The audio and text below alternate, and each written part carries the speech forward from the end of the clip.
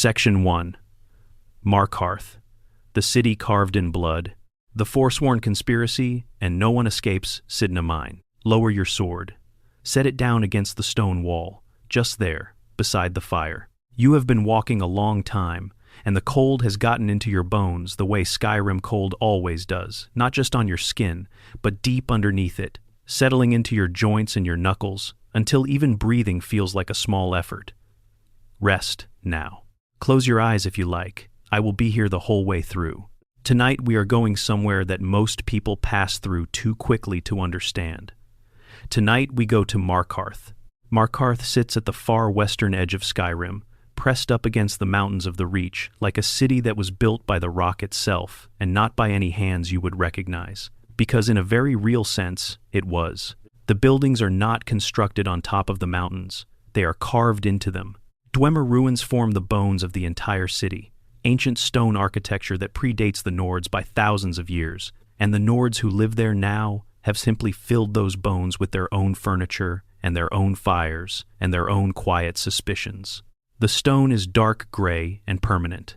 The water that cuts through the lower market runs silver and cold. And everyone in that city, seems to know something they are not willing to say out loud.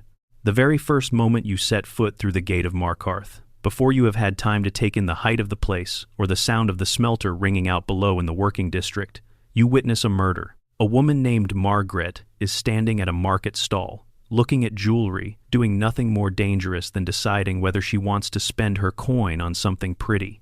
And then a Breton man named Waylon pushes through the small crowd and drives a blade into her side and shouts, before anyone has a chance to react, "The Reach belongs to the Forsworn." The guards cut him down quickly, too quickly, and then they tell everyone to move along, and they say it with the kind of flat authority that makes it clear they are not interested in questions. If you ask them what just happened, they will tell you the Forsworn are nothing but madmen and to mind your own business. The city closes around the moment, like a hand closing around a stone. But then a man slides up beside you, quiet, nervous, with the look of someone who has been looking over his shoulder for a long time. His name is Eltris, and he presses a note into your hand without making eye contact, and walks away before you can ask him anything. The note tells you to meet him at the Shrine of Talos on the second level of the city, and that is where the real story begins.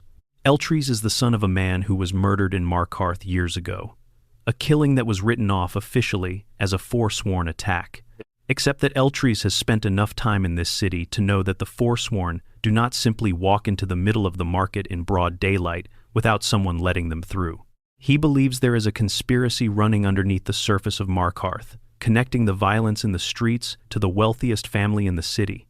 He believes the Silverbloods are behind all of it, and he needs you, because you are an outsider, because you are dangerous looking, because you are the only person he has found in a very long time who he thinks might actually dig into this and survive long enough to tell him what they find. So you dig. The Silverblood family controls Markarth in the way that powerful families always control things in small places, not loudly, not obviously, but completely. They own the Sidna mine, which is the most secure prison in Skyrim, and also the main source of silver ore in the Reach. They own the Silverblood Inn. They own the favors of enough guards and officials that investigating them is, functionally, investigating the city itself. Thonar Silverblood, the more active of the two brothers, is a man with his fingers in everything and his name on nothing, which is precisely what makes him so dangerous. Waylon, the man who attacked Margaret, was not acting out of pure ideological passion. He had a note in his room in the Warrens, the damp, overcrowded lower district, where the working poor sleep 4 to a room beside the smelter, a note signed only with the letter N. Someone put him up to it. Someone arranged that murder in advance. And when you follow the thread from Waylon back through his associates in the Warrens, a name keeps surfacing. Nepos, the Nose. An old man who lives in a nice house, and who runs errands for the Silverbloods, and who has, it turns out, been coordinating forsworn attacks inside Markarth for years under their explicit direction. Thonar Silverblood does not fear the Forsworn. He uses them.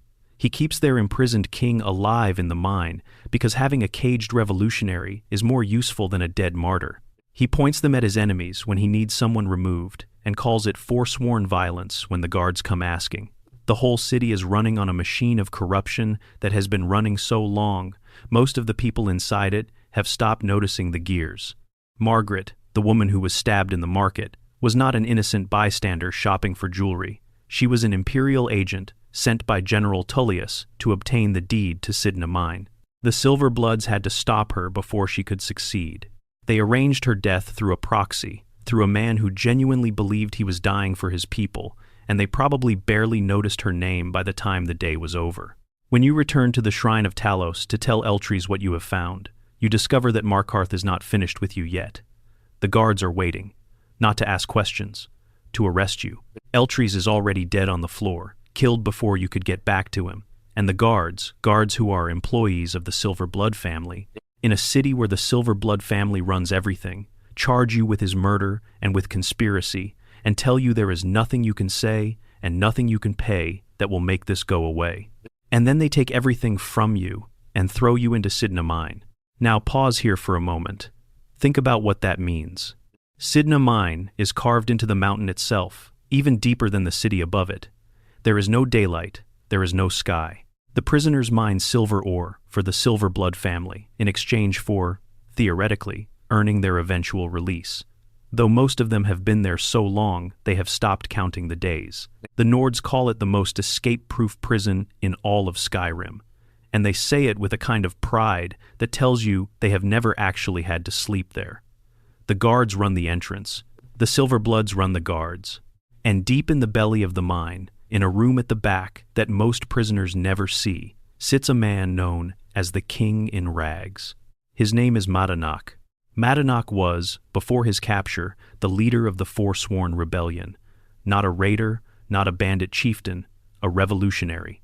The Forsworn are not simply violent wanderers who dress in bones and feathers for the aesthetic of it, though Skyrim would very much prefer you believe that. They are the Reachmen, the people who lived in the Reach before the Nords came and took it from them. Their language is older than Nordic. Their gods are not the 8 divines. Their traditions are woven into the landscape of the Reach in ways that the Nord settlers who came later never tried to understand and never cared to. When the Great War between the Empire and the Aldmeri Dominion stretched imperial forces thin, the Reachmen saw their moment. Under Madanach's leadership, they rose up and briefly recaptured Markarth. They called it the Reach's Liberation. They held it for 2 years. The Nords called it the Forsworn Conspiracy. And when Ulfric Stormcloak retook the city for the Empire, he did it with the understanding that the Empire would allow Talos worship in Markarth in exchange for his soldiers. The Empire agreed, then broke that promise almost immediately under Thalmor pressure. And that betrayal radicalized every moderate Reachman who had been willing to give negotiation a chance. But in the moment of Markarth's recapture, Madanach was taken alive. He was supposed to be executed.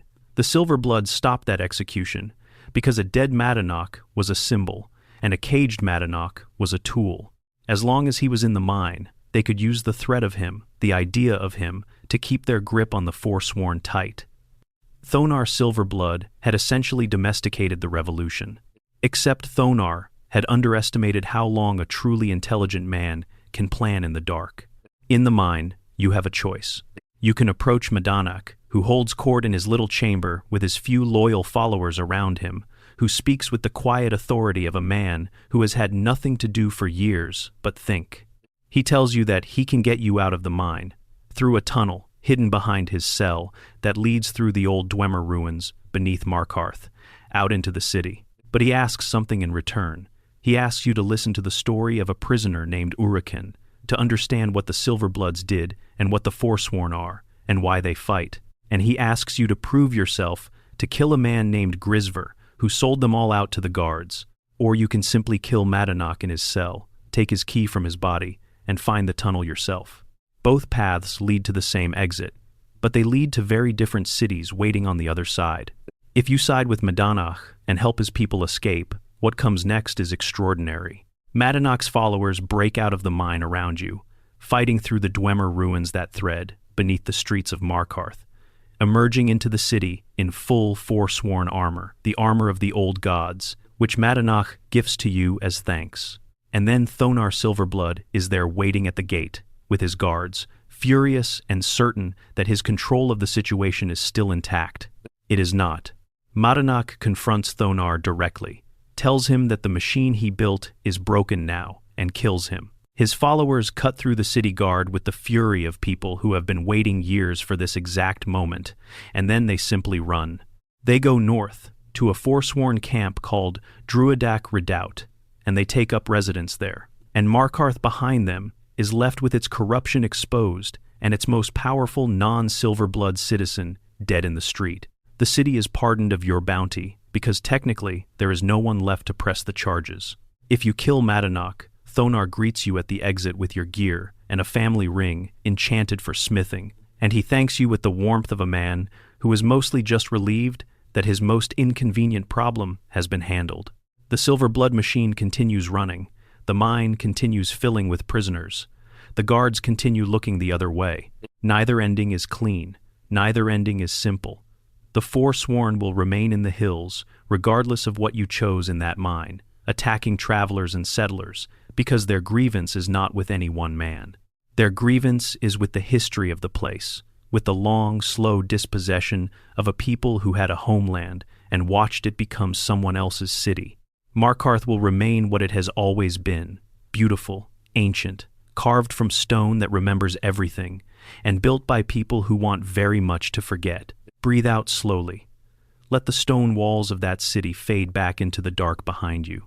If you are watching this from somewhere quiet tonight, wherever you are in the world, drop it in the comments, the time, the place, even just the city. I love knowing where these stories find you. And if this kind of deep dive into Skyrim lore is the sort of thing that helps your evenings feel a little softer, consider subscribing. There is more waiting for you here. Section 2. Windhelm, the City of Stone and Secrets. Blood on the Ice. Windhelm is the oldest city in Skyrim. Ysgramor himself built it, or built something, on the spot where it now stands, and in the thousands of years since then, it has grown heavier and more certain of itself, with every passing decade, until the city has become less a place where people live and more a monument to the idea that some things simply do not change. The stone is dark. The streets are narrow and cobbled, and in winter, which in Windhelm is most of the year, the breath of the city rises in thin, cold columns of smoke and fog that make every alley feel like the corridor of a ruin. The Palace of the Kings looms over everything, and underneath it, the stone quarter hums with commerce and suspicion in equal measure. Windhelm has a serial killer. It takes a little time to learn this. The first hints come from guards and from civilians in the streets. Fragments of conversation that you catch if you slow down enough to listen rather than rushing toward whatever objective marker is calling you elsewhere. Young women have been turning up dead and mutilated. The guards are stretched thin by the Civil War and not particularly inclined to investigate deeply into deaths that do not involve soldiers or officials. There is a kind of passive horror lying over the Grey Quarter, and the docks, and the darker corners of the Stone Quarter, and most people are handling it the way people in difficult circumstances handle things they cannot control, by not looking directly at it.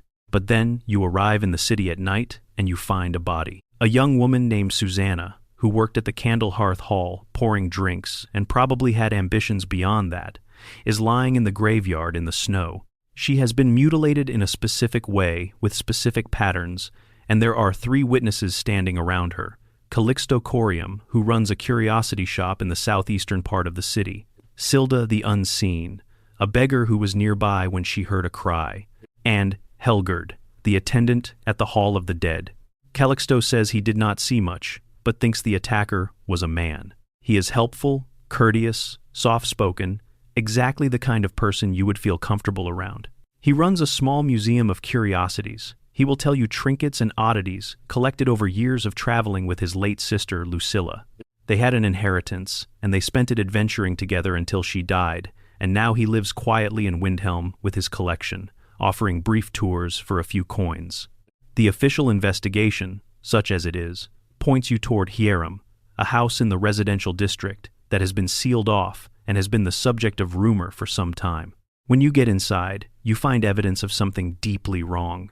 Pamphlets scattered across the floor about something called the Butcher, a collection of alchemical tools, and the remnants of what looks very much like a ritual space.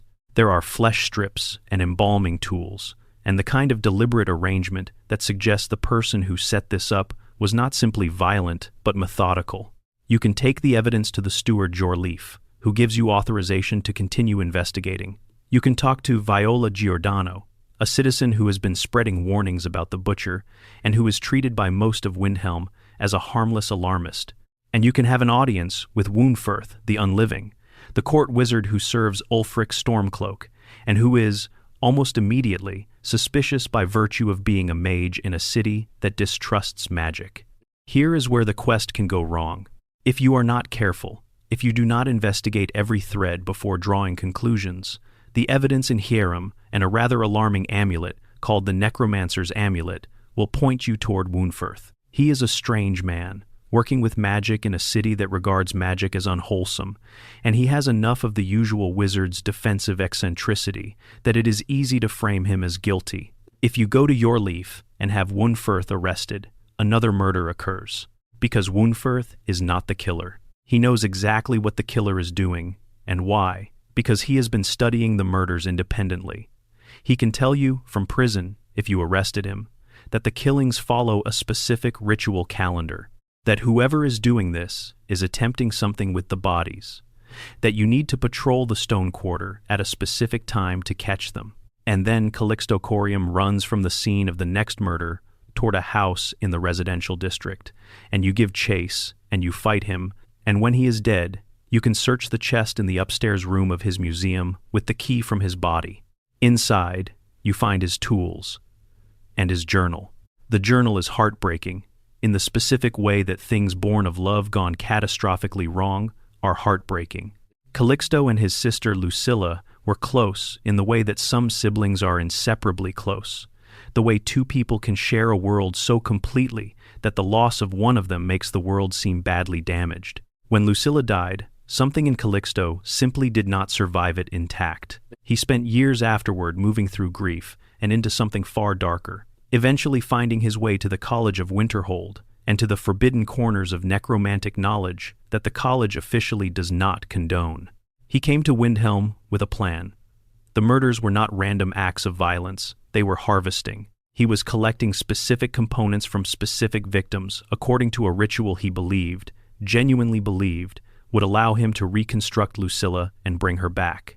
Each body was a step in the process. Each mutilation was careful and intentional. He ran the curiosity shop as cover, stood at the murder scene, and offered his testimony with perfect calm, and probably went home afterward and continued his work. The Necromancer's Amulet, which he tried to sell to you mid-investigation, while playing the role of a helpful antiquarian who recognized a curious artifact, was the centerpiece of the ritual. He needed it back.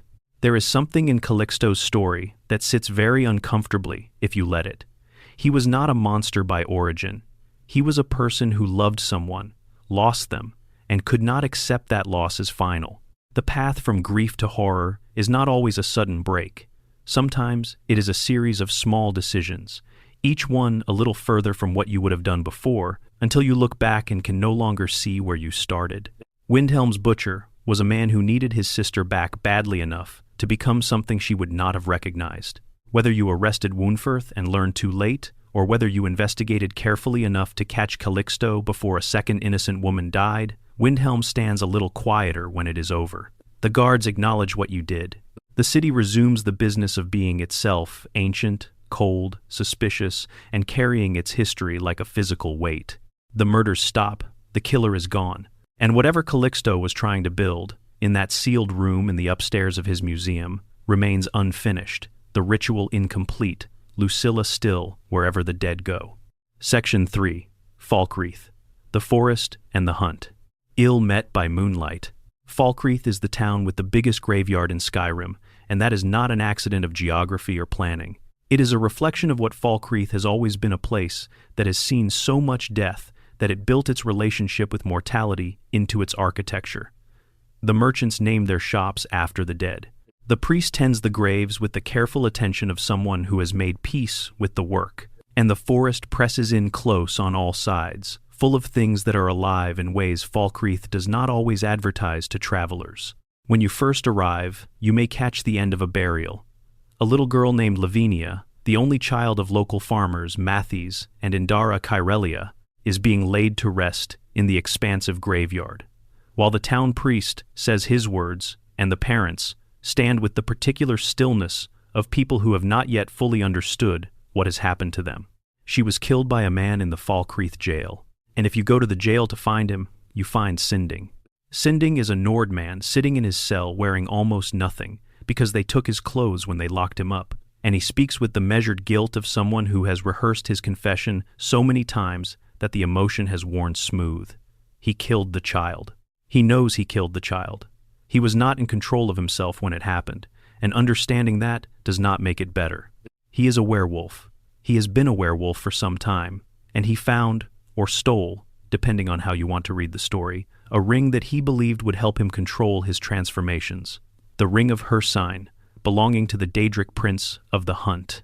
He thought that wearing it would keep the beast calm. What it actually did was the opposite. Hircine cursed the ring as punishment for the theft, and the curse made Sinding transform unpredictably, uncontrollably, at the worst possible moments. In front of a child who never had a chance to run, he gives you the ring.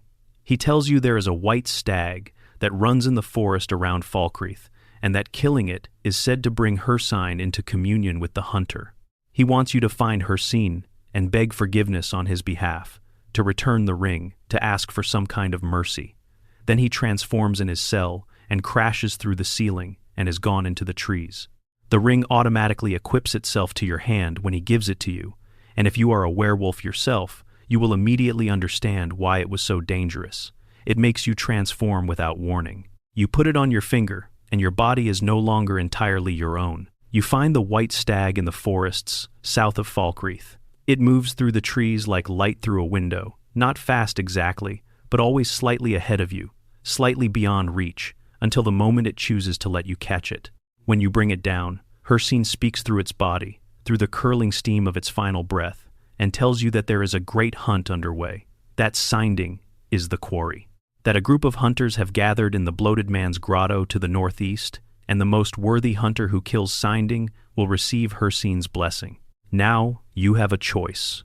When you arrive at Bloated Man's grotto, you find the hunters already inside, and you find Sinding in his werewolf form now, huge and dark, and moving through the cavern with the desperate energy of something that understands exactly what is happening to it. He is fighting. He has killed some of the hunters already, and the survivors are closing in. You can join the hunt. You can help cut Sinding down, earn the favor of Hircine through obedience to the rules of the Great Hunt, and receive the Savior's hide, a unique armor piece that carries significant magic resistance. Hircine is satisfied. The hunt is complete, Sinding is dead, and the child in Falkreath's graveyard has some kind of abstract cosmic closure, however cold. Or you can fight for Sinding. You can turn on the hunters, help Sinding kill the ones still alive, stand with the creature who murdered an innocent child out of a desperate and ultimately foolish attempt to control something he was not equipped to control. When the last hunter is dead and the grotto is quiet, Hircine speaks again, not angry, not disappointed, but genuinely and unexpectedly pleased. He did not want obedience, it turns out. He wanted the best hunt, and a quarry who fights back, who has an unlikely ally, who actually survives, that is a more interesting hunt than a straightforward execution. He restores the Ring of Hircine, removes the curse, and gives it back to you as a gift. Sinding, still in the grotto among the bodies of the men who came to kill him, says goodbye with the quiet dignity of a man who knows he is living on borrowed time. He will stay there. He does not say what comes next. There is something this quest does that most of Skyrim does not bother to do. It refuses to give you a morally clear path. Sinding killed a child. Lavinia's parents are standing in that graveyard right now, in the middle of their grief, and nothing about what happened in the Bloated Man's grotto repairs that. The ring that cursed him was a tool of a Daedric prince who considered his suffering entertainment. The hunters who came for him were following the rules of a god whose idea of justice is sport. You can hate Sinding and help him. You can understand him and still not forgive him. The forest around Falkreath does not offer you absolution. It just offers you the morning after and the long, quiet walk back to town. Section 4. Morthal, the ghost and the drowned town, laid to rest. Morthal sits in the marshes of Jalmarch, like something the land did not fully commit to building. The fog is a permanent feature here, not weather, but character. It comes up from the marsh and settles between the buildings and hangs in the air so thickly that the whole town seems to exist slightly out of focus. The wooden buildings lean a little. The water is close on all sides. The Jarl, Idgrod Ravencrone, is a woman of visions and strange silences, and most of Morthal regards her with a combination of respect and mild unease, because she sees things that have not happened yet and speaks of them with the calm of someone reporting on last week's market prices. When you arrive in Morthal, you find the village gathered around their steward in an unusual state of agitation. A house has burned down. In the fire, a woman named Hilda and her daughter Helgi were killed. The man who lived there, Hrogar, has already moved in with a woman named Alva, barely cold in the ground before he moved on, and the village is split between the people who think grief makes people act strangely and the people who think something else entirely is going on. The Jarl will speak to you about it if you ask.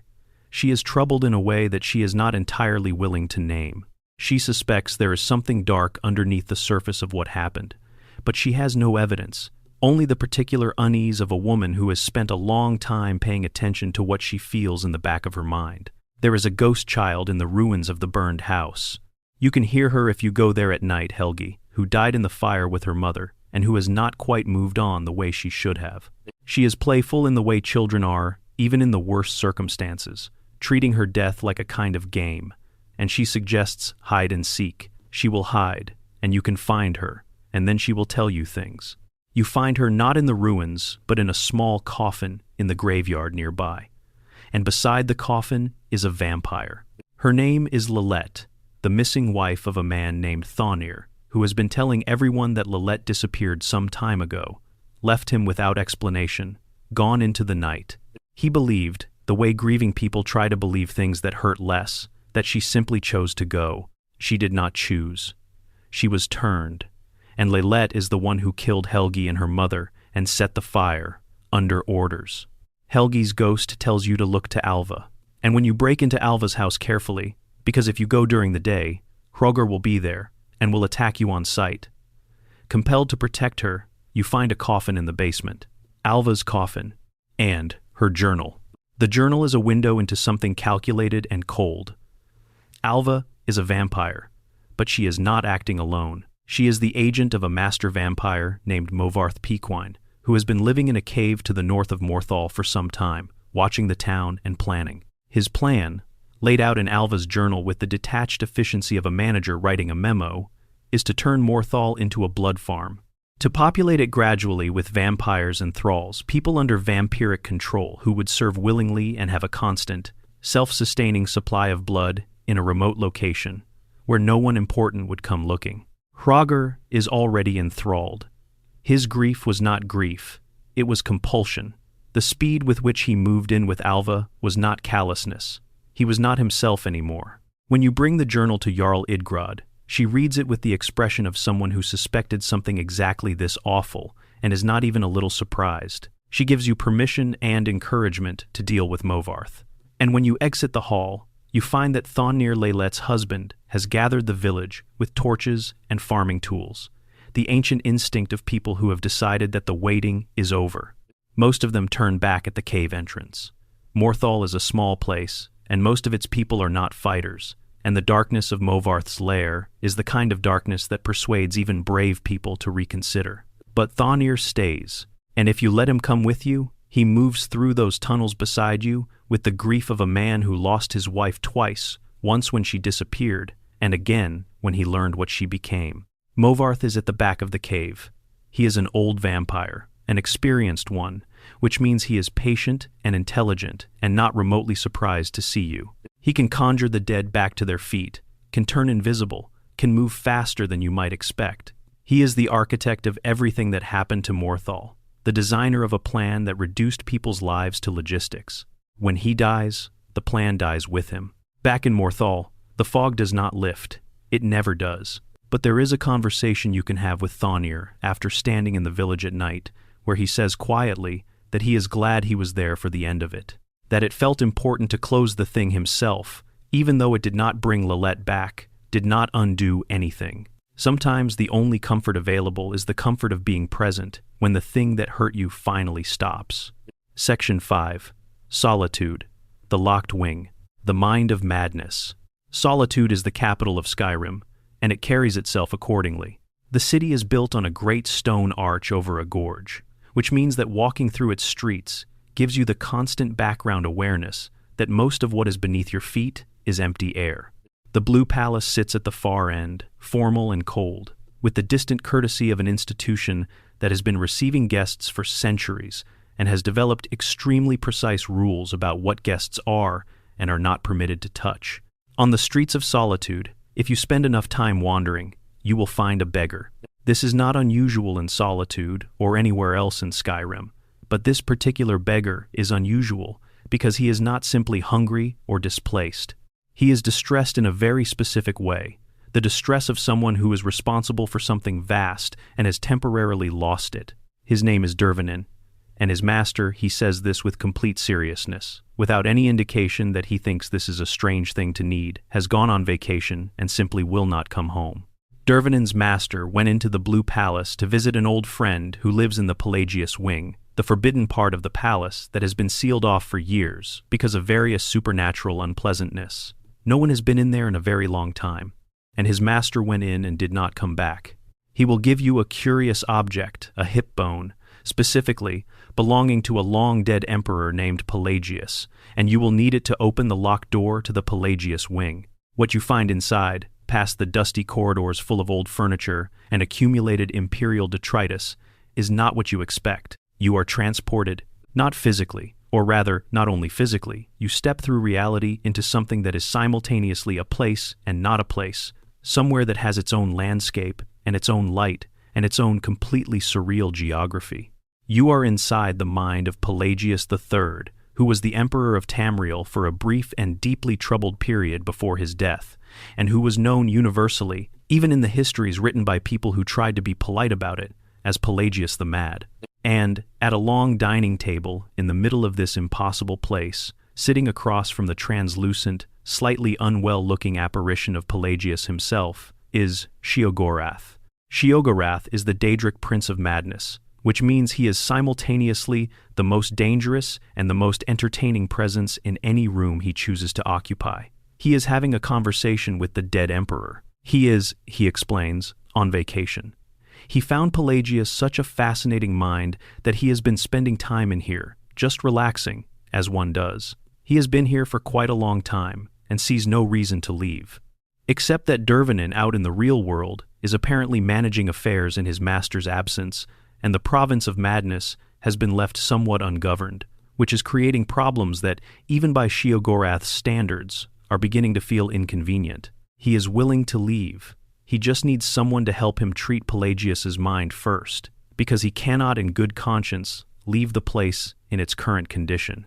He gives you the Wabbajack. The Wabbajack is Sheogorath's personal artifact, a staff that does something different every single time you use it, and he seems genuinely delighted to put it in your hands, the way you might feel putting a particularly interesting toy in the hands of a child you are fond of. There are 3 parts of Pelagius's mind that need treatment, he tells you: his paranoia, his nightmares, and his confidence problems. You navigate through the landscape of a dead man's psychological damage, and it is genuinely, specifically strange in ways that the rest of Skyrim rarely achieves. The paranoia manifests as an arena where Pelagius sits watching 2 of his own guards battle each other endlessly, suspicious of both of them, unable to trust anyone enough to stop the fight. You have to manipulate the combat with the Wabbajack until the balance shifts. The nightmares manifest as Pelagius restless in his bed while monsters pull themselves out of his sleeping mind one by one, and you shoot the monsters with the Wabbajack until he wakes. The confidence problems are the most wrenching of the 3. A tiny, fragile version of Pelagius being beaten steadily smaller by a giant figure labeled simply as anger. While the crowd watches, you grow Pelagius's confidence with the Wabbajack and shrink anger until the balance shifts. Pelagius III was a real person in Elder Scrolls history. He ruled the Empire of Tamriel from 3rd Era 145 to 3rd Era 153, and the historical record of his reign is a catalogue of increasing instability, paranoia, that led him to execute people he trusted, rages that his court scrambled to manage, periods of withdrawal and depression that left the empire functionally ungoverned. He was, by most accounts, genuinely suffering. The histories call him mad, which is a word that covers a great deal of human pain under a label that absolves everyone around it of the responsibility of looking more carefully. Sheogorath, who is the Prince of Madness and has presumably met many people across many eras who fit that description, chose to spend his vacation inside the mind of Pelagius specifically. He calls him an old friend. There is something oddly tender in that, if you sit with it long enough. When you have treated all three aspects, you return to Sheogorath and tell him it is done. He congratulates you with great warmth, calls for Dervanin, and prepares to return to the Shivering Isles. He tells you to keep the Wabajak. Of course he does. And before he goes, he says something that has stuck with players for over a decade since this game was released. He mentions, obliquely and with plausible deniability, that he has very fond memories of certain events involving cheese and a large group of confused dinner guests. The implication, for those familiar with the events of the previous Elder Scrolls game, is significant. The Sheogorath you meet in Skyrim is almost certainly not the original Daedric Prince of Madness.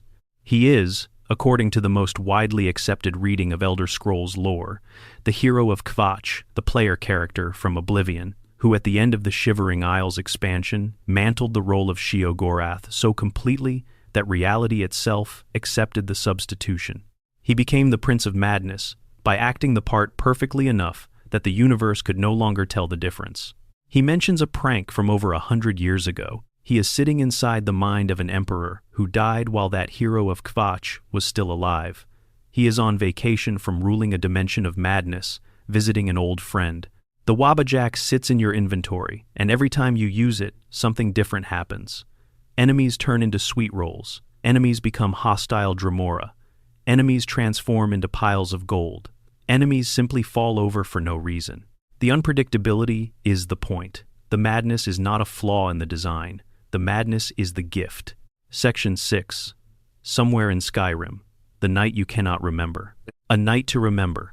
At some point in your travels, once you have reached a reasonable level of experience, the game sets the threshold at level 14, which is to say, once you have seen enough of the world to be confident in your abilities, you will walk into a tavern and find a stranger waiting. He is easy to miss at first. He dresses simply, in dark robes, and he is sitting at a table with an expression of mild contentment, the expression of a man who is exactly where he wants to be and is in absolutely no hurry. His name is Sam Given, which, if you have spent enough time listening to the name Sanguine spoken aloud, should ring a distant bell. But it probably will not. Not yet. He challenges you to a drinking contest. He offers a staff as the prize. He grins when you accept. The drinks are strong. Sam acknowledges this with cheerful understatement. You down the first and the second, and when you take the third, Sam declares you the winner with the warm admiration of a man who genuinely enjoys watching people exceed expectations. He says he wants to take you somewhere, a place he knows, where the wine flows like water, and before you can ask any clarifying questions, the world goes soft around the edges and then goes away entirely. You wake up in the Temple of Dibella in Markarth.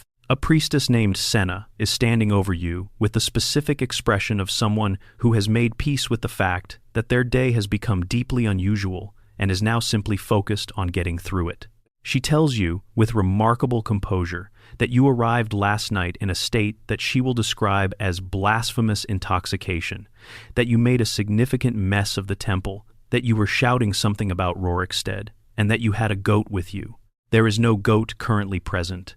There is no Sam. There is a mess, which you either clean up or smooth over with gold or persuasion, and there is a note in the debris that mentions repair supplies and lists several items that will become irrelevant later. You go to Rorikstead, a small farming village south of Whiterun, where a farmer named Ennis confronts you immediately about the theft of his goat, Gleda. Gleda, he informs you, was sold to a giant. His giant. The giant's name is Grok, and Grok is currently in his camp with Gleda, And Grok is not the sort of entity from whom you simply request a goat's return without negotiation or unpleasant consequences. You go to Whiterun, where a merchant named Isolde informs you that you apparently acquired a wedding ring somewhere in the night's festivities and proposed marriage to her, and that you were very insistent and very certain, and that she accepted, and that the ring has since gone missing, and the whole situation has become awkward for her in ways she would appreciate you resolving. The ring is in a place called Witchmist Grove, on a hagraven. The hagraven, it would appear, you also interacted with during the evening. All of this eventually leads you to Morvenskar, a fort occupied by mages, which you fight your way through until you find a portal at the back that leads to a place called Misty Grove. The Misty Grove is a beautiful and improbable clearing, lit with warm light, occupied by a long dinner table at which a small group of elegantly dressed guests are enjoying an evening that seems entirely detached from the rest of the world. And at the head of the table is Sam Gaven, who is sanguine, the Daedric prince of debauchery, indulgence, and the fine art of the evening that gets completely out of hand. He is delighted with how everything went. He is genuinely proud of you. He had a bet on whether anyone could keep up with him for a full night, and you did, and that means something to him. And the gift he gives you, the Sanguine Rose, which summons a Dremora warrior for 60 seconds whenever you use it, feels genuinely affectionate, the way a person might give a gift to someone they consider a peer. He teleports you back to the tavern where you first met him, and the quest ends with the comfortable disorientation of someone who has had a very good time they can mostly not recall. What makes this quest wonderful is what it is not. It is not a test of virtue. It is not a confrontation with something ancient and terrible. It is a night out with a Daedric prince who found you interesting enough to drink with, and the scramble through the consequences of that night is genuinely funny in a way that Skyrim only rarely allows itself to be. Greta the goat, the hagraven with the ring, Isolde's patient exasperation. Sanguine does not demand blood or sacrifice or service. He demands, at most, that you keep up, and when you do, he respects it. Section 7. Markarth again. The House That Remembers. The House of Horrors. We return to Markarth, because Markarth is not done with us. There is an abandoned house not far from the gate, just up from the running water of the lower market. It sits between the other buildings, with the specific stillness of a place that has been empty for a long time, but is not truly unoccupied, and most of the residents of Markarth have developed the practiced art of not looking directly at it. They know something is wrong with it. They have not needed to discuss it openly. Outside the house, when you arrive, is a man named Vigilant Tyrannus. Tyrannus belongs to the Vigilance of Stendar, a dedicated order of witch hunters who make it their mission to find and destroy Daedric influence wherever it takes root in Skyrim. He is thorough and earnest, and he has clearly been asking the locals about this house for some time, because they are tired of him. When you walk past, he approaches you and asks if you know anything about it, and he explains, with the confident conviction of someone who has been right before, that he believes a Daedric presence has taken up residence inside. If you agree to help him investigate, and why would you not? It is a house in broad daylight, in the middle of a city. You follow him inside. The house is fully furnished, as if it has been waiting. There is no obvious sign of anything wrong until you try to open the door that leads to the basement, at which point every piece of furniture in the entrance room rises slowly off the floor and hangs in the air. The house groans, and a voice fills the space, low, heavy, absolutely certain of itself. Tyrannus panics and runs for the entrance. The front door is locked. The voice tells you, with perfect calm, that you need to kill the man you came in with. That you will kill, or you will die. Tyrannus draws his weapon. He does not want to attack you. You can see it in the way he hesitates. But the voice wraps around the mind, the way cold water wraps around the body, and eventually the hesitation ends, and you have no choice but to fight him. When Tyrannus dies, the locked door opens. You follow the passage down into a small cave beneath the house, and at the end of it is an altar. A rusty mace floats above it, slowly turning. You reach for it, because reaching for floating weapons is a deeply ingrained dragonborn instinct, and the altar springs its trap iron restraints close around your wrists, holding you in place. The voice belongs to Molag Bal. Molag Bal is the Daedric Prince of Domination. His sphere, according to Elder Scrolls cosmology, is the enslavement and corruption of the mortal spirit. He created vampirism, according to the oldest accounts, as an act of violation and subjugation, and his entire relationship with mortals is predicated on the question of how completely a person can be owned. He is, in the most specific and intentional sense of the word, a predator who regards all other beings as either tools or prey. He wants something from you. A priest of Boethia, named Logrolf, the Willful, has been using this shrine, desecrating it, conducting worship to a rival Daedric prince in Molag Bal's own sacred space. The insult is something Molag Bal has decided cannot go unaddressed. He wants Logrolf brought back here, to the altar, to answer for what he did. He releases you from the restraints, keeps the mace on the altar as collateral, and sends you out to find the priest. Logrolf is being held somewhere in the Reach by Forsworn. His exact location varies, and when you reach him, he is suspicious of your motives in a way that is entirely reasonable. He is a priest of Boethia, who is herself a Daedric prince of plotting and murder and deceit, so his baseline assumption that everyone around him has an ulterior motive is professionally calibrated as well as personally warranted. You have several options for convincing him to come with you, none of which require being fully honest about who sent you. He runs ahead of you to the house. He arrives at the altar in the basement and is immediately trapped in the same restraints that held you, and Molag Bal begins. The quest asks you to beat Logrolf with the rusty mace until he submits to Molag Bal. When he submits, Molag Bal kills him anyway. Then he resurrects him and asks you to do it again. Logrolf's spirit is the point. Molag Bal does not want a dead enemy. He wants a broken one. He wants the submission, repeated, until what remains is something that has been hollowed out of everything it used to be. This is his sphere, made explicit the process of domination as an end in itself, not a means to anything, but the thing itself. When the process is complete, the rusty mace on the altar transforms. It becomes the mace of Molag Bal, one of the most powerful weapons in Skyrim, radiating the twin energies of stamina and magicka drain. Beautiful and terrible, and absolutely certain of what it is. The voice of Molag Bal, satisfied, withdraws from the house. The house stays where it is. The altar stays. The neighborhood around it continues with its routines, and no one passing by outside pauses to consider what just happened in the basement. The House of Horrors is one of the quests that Skyrim does not try to make comfortable. Most of the Daedric quests have some ambiguity, some choice, some angle from which you can read the thing you did as not entirely dark. This one does not offer that angle with any great sincerity. You walk in with a good man who is trying to do the right thing, and you leave with a weapon forged from his death and from everything you did in that basement, and the house behind you is already quiet again, already waiting for the next person who reaches for the mace. Section 8. The Far North.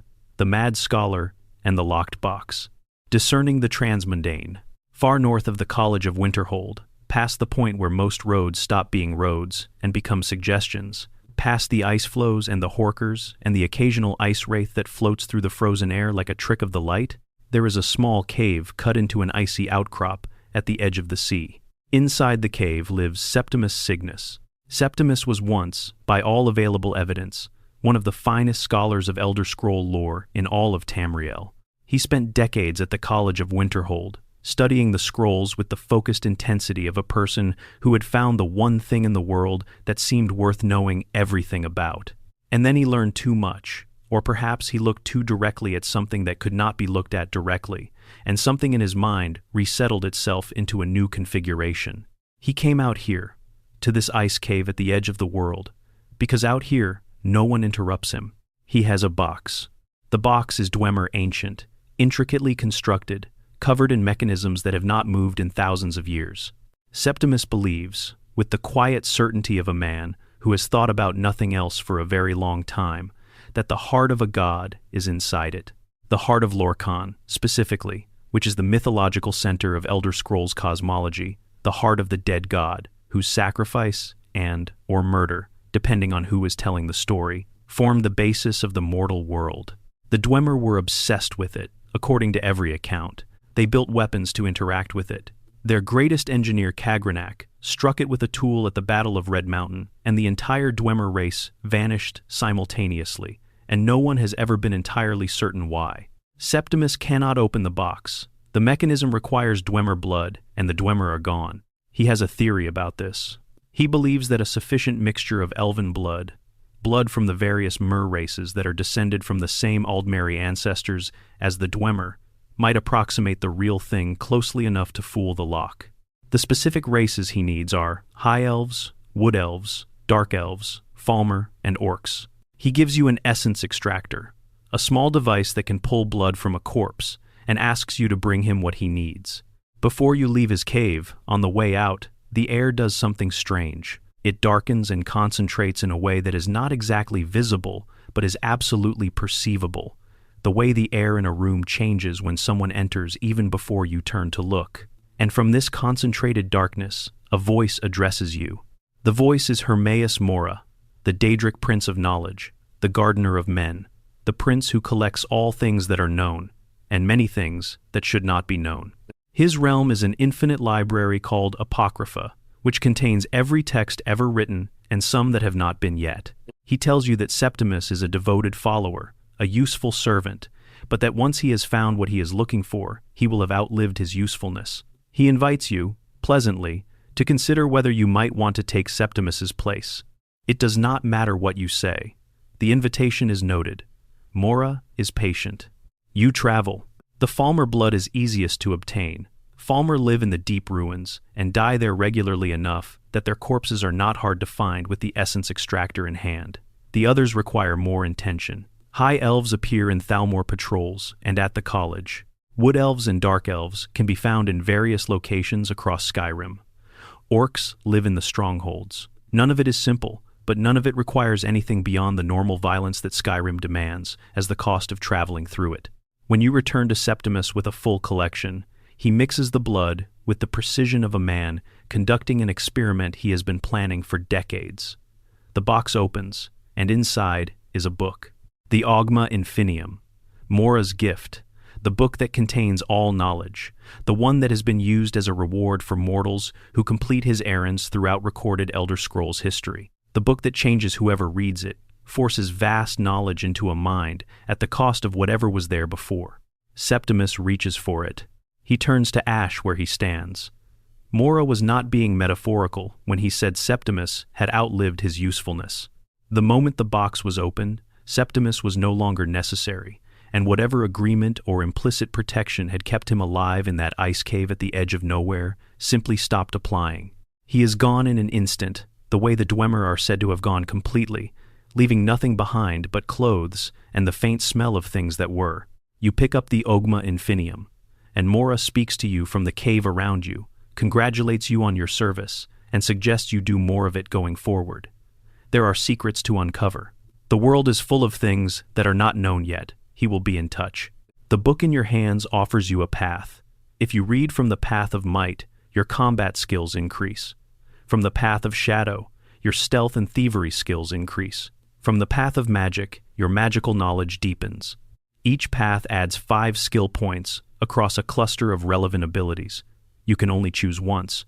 The book vanishes after you read it. Septimus spent years in that cave. He spoke with gods and survived the knowledge for long enough to be useful to them. He opened the box he had been trying to open for decades, reached for what was inside, and Mora took him the way you take a piece off a board when it has served its purpose. The knowledge in that book is real. The advancement it offers is real. But the man who led you to it is ash on the floor of a cave at the edge of the world, and no one outside of that cave will probably ever think about him again. Breathe slowly. The north wind outside is very quiet from where you are sitting now. Section 9. The Ancient Dead and the Broken Amulet. The Forbidden Legend. There is a book in the College of Winterhold's library called Lost Legends. It is a short text, a few pages, the kind of thing a scholar would file under interesting but inconclusive because it concerns itself with a story from the First Era that has almost no surviving documentation. It tells of a wizard named Galder, an archmage of great power and greater reputation, who served the High King of Skyrim in the earliest centuries of Nordic civilization. Galder was described in the texts that survive him as wise and benevolent, a mage whose power was such that common people sought him out for counsel and aid, and whose judgment was trusted by rulers. He had 3 sons, Jirik, Sigdis, and Mikrul. The sons watched their father and saw his power, and saw the amulet he wore that was the source of a significant portion of that power, and they wanted it. Not for any noble purpose, not to serve any goal beyond the wanting itself. They murdered him in his sleep and divided the amulet into 3 pieces, one for each of them, and then they went out into the world with their father's stolen power and used it the way people who obtain power through theft generally use it badly and destructively. They laid waste to the surrounding settlements. They killed people the way men with sudden, overwhelming power sometimes kill people because they could, and because nothing stopped them, and because the power was new and heady, and they did not yet understand that it had a shape that would eventually destroy them. The High King sent a battle mage named Geirmund to stop them. Geirmund ran down all 3 brothers and defeated them in separate battles, and each one was sealed into an ancient Nordic tomb with his piece of the amulet and a writ of sealing that commands them to remain interred. The Archmage Galder was buried at Reachwater Rock. And then, on the High King's orders, the story was expunged. No mention of Galder, no mention of the sons, no mention of what they did. The shame of it was buried alongside the bodies. The book Lost Legends is one of the scraps that survived the erasure. Whoever wrote it was working from fragments. The quest that follows from reading that book, or from stumbling into the dungeon at Folgunther, or from encountering Jirik Galderson while progressing through the College of Winterhold's questline, sends you to 3 separate tombs spread across Skyrim. Folgunther, on the far coast south of Solitude, holds Mikrul. When you arrive, you find the trail of a researcher named Danas Valen, who went into the ruin looking for exactly what you are looking for, and did not come back out. His journal tells you why. Mikrul's Draugr followers are numerous, and he calls them to him when threatened, surrounding himself with the dead the way a man might surround himself with loyal subordinates. He is frost-touched and heavy-handed, and the battle to put him down is a sustained one. When he finally falls, he leaves behind his piece of the amulet, the fragment that grants enhanced stamina. Sarthal, the ancient Nordic ruin that the College of Winterhold is excavating, holds Jirik. He is encountered during the college questline, deep in the ruin, and he is by far the most magically powerful of the 3 brothers. Jirik cannot be harmed directly while he is channeling his elemental shields, which rotate between fire, frost, and shock resistances, requiring you to disrupt the connection with a specific staff before his defenses drop. He teleports, summons, and fights with the desperation of someone who has been waiting for exactly this challenge for a very long time. His fragment enhances magicka. Geirmund's Hall, on the shores of Lake Geir near Ivarstead, is where Sigdis sleeps. On the way in, you find the skeleton of Geirmund himself, the battle mage who defeated the brothers, with a key beside him that unlocks the way forward. This feels deliberate. Geirmund left the key where a worthy successor to his work might find it, acknowledging that the sealing would not be permanent, that someday someone would need to finish what he started. Sigdis fights with illusion, summoning doppelgangers of himself to confuse you. The real Sigdis can be identified by the horns on his helmet, curved where the fakes are straight. His fragment enhances health. Reachwater Rock is where it ends. The cave is quiet when you arrive. You place each amulet fragment on its pedestal in the central chamber, and the air changes. The brothers rise again, ghost lights in the familiar shapes of Draugr warriors, and you fight all 3 of them in the same room. Mikrul and his summoned thralls, Sigdis and his flickering copies, Jirik teleporting and conjuring. It is the longest and most demanding version of the fight, because all 3 of them are together, and they are not as easily isolated here as they were in their tombs. But when the last of them falls, something else arrives. The ghost of Archmage Galder himself appears in the chamber. He regards his sons with an expression that is simultaneously grief and resolution. The look of a father who has mourned what his children did and has arrived at the moment of doing what needs to be done. He raises his hands, and the brothers' spectral forms are extinguished in a burst of light, cast into whatever version of oblivion awaits people who murder their fathers and destroy their neighbors.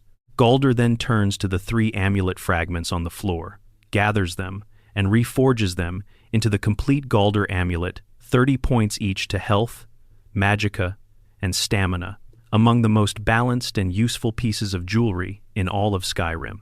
The Galder amulet does not have a dramatic special effect.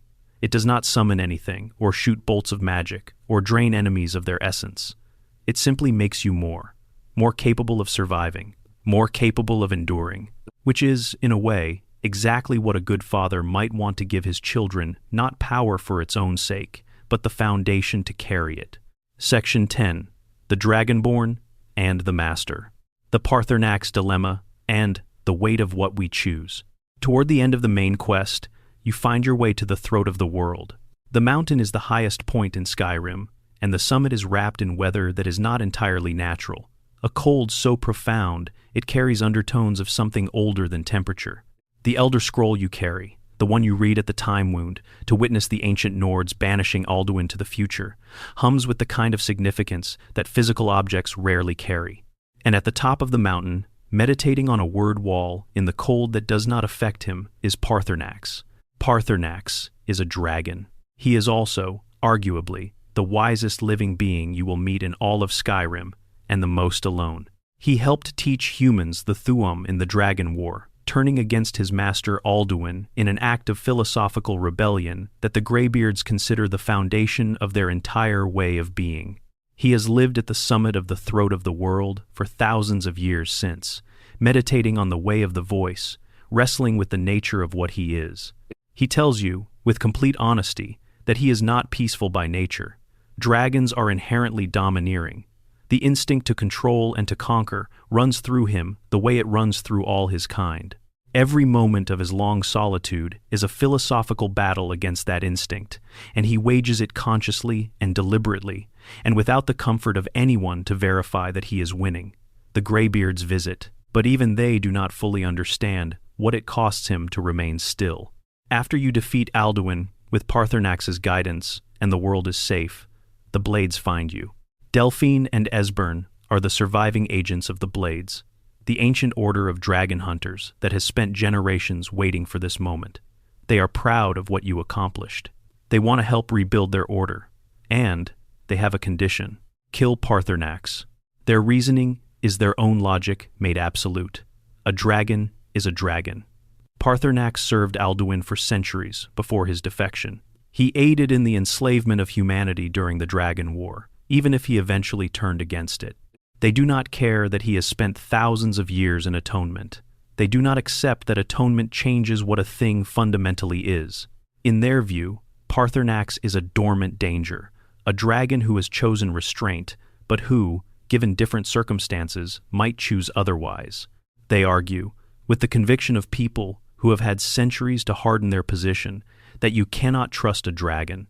If you refuse to kill him, the Blades refuse to help you. Their questline closes. The order they want to rebuild never fully forms. Paarthurnax remains on the mountain. If you kill him, the Blades are satisfied. The questline continues, and Paarthurnax dies on the mountain, where he has spent thousands of years trying to be better than what he was made to be. The game has no objective answer about which choice is right. Bethesda has explicitly stated this. The Paarthurnax dilemma is meant to be genuinely unresolvable. The Blades' argument is not irrational. History is full of things that turned on whether you trusted someone's reformation. And Paarthurnax himself, when you ask him directly, does not argue for his own life.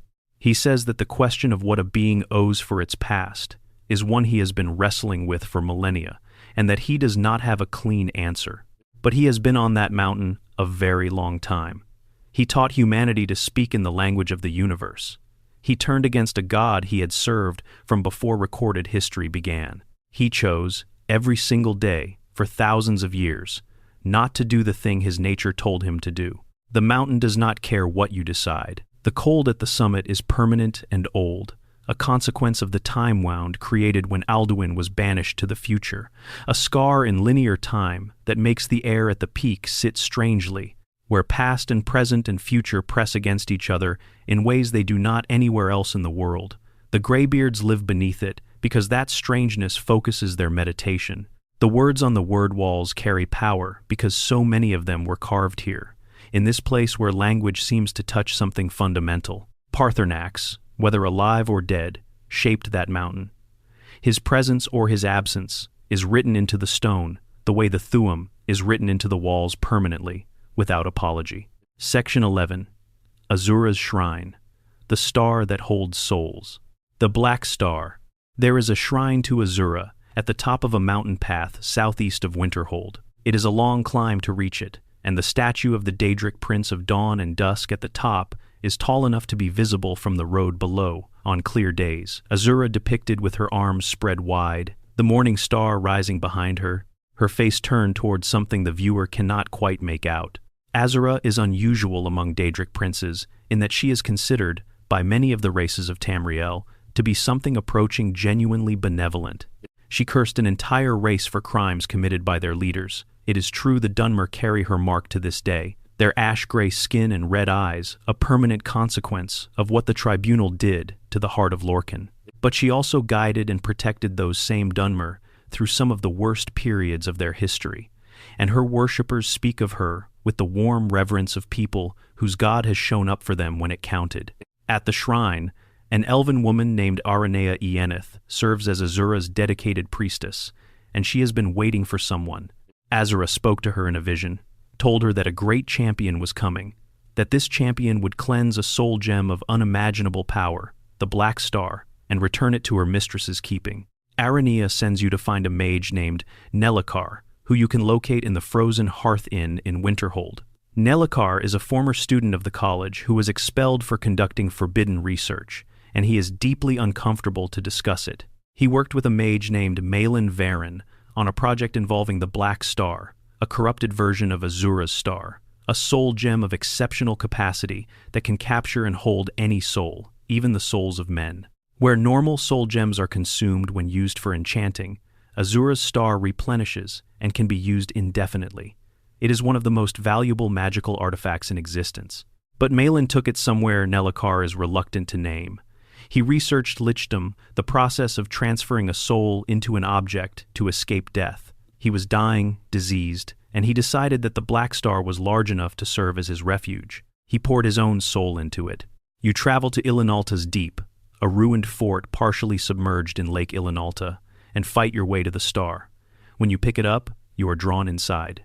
The interior of a soul gem is not supposed to be a place anyone can go. It is simply capacity, a container without meaningful dimensions, a space defined entirely by what it holds. But the Black Star, with Malin Varen's soul installed in it, has become a full pocket dimension in the way that Daedric princes have realms, a place shaped by its occupant, with its own landscape and its own rules.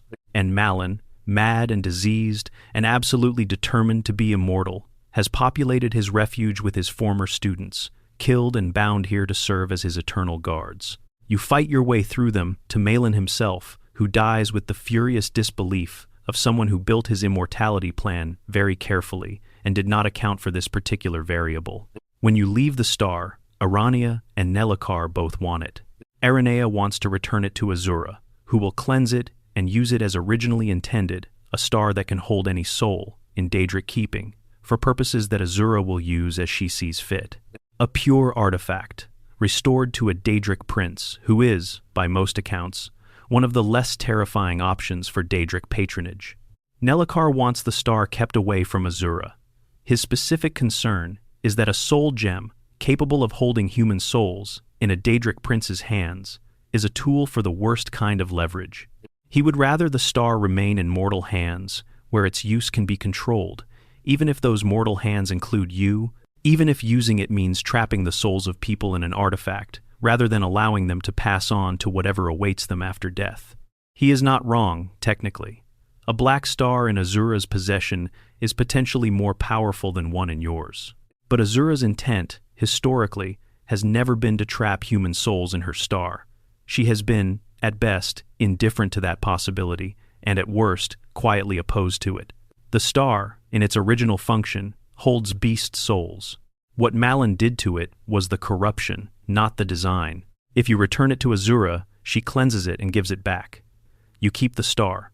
You can use it indefinitely for enchanting, capturing any soul as many times as you like. It never breaks. Azura is pleased and blesses the thing, and Aranea leaves the shrine to travel Skyrim as an adventurer, finally released from the decades she spent waiting for this moment. If you keep it for Nelacar, You have the same artifact, uncleansed, able to trap human souls specifically.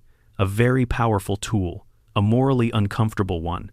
The choice is smaller than it first appears, functionally. You end up with the same object either way. But the choice between giving something sacred back to a god who owns it and keeping it for yourself because you do not trust gods is a choice about who you are, which Skyrim consistently argues is more important than what you carry. Section 12. The Long Road Home. What the Questlines leave behind. There is no formal ending to Skyrim's side questlines. No final credit, no voice that tells you the work is done. You can finish every hidden quest in the game, and the world will simply continue being the world, the same cold mornings, the same smoke rising from the same chimneys, the same wolves on the same roads, the same distant sound of the wind through the mountain passes. But Skyrim, if you have spent time in it, is not the same place after these stories as it was before them. Markarth carries its corruption differently when you know what is underneath it. Windhelm's graveyard has weight it did not have before. Falkreath's largest graveyard, with its annual accumulation of the dead, sits differently in the mind of someone who has stood beside a small coffin in the snow and spoken with the ghost inside. Morthal is still foggy. It will always be foggy. But when you pass through it now, you might notice the absence of smoke from a house that is no longer there, and remember a child who played hide-and-seek one final time before the world released her. The Blue Palace in Solitude stands at the end of its arch, formal and certain of its own importance, with one wing behind a locked door that leads somewhere that does not follow any of the usual rules about where you can go and what you will find there.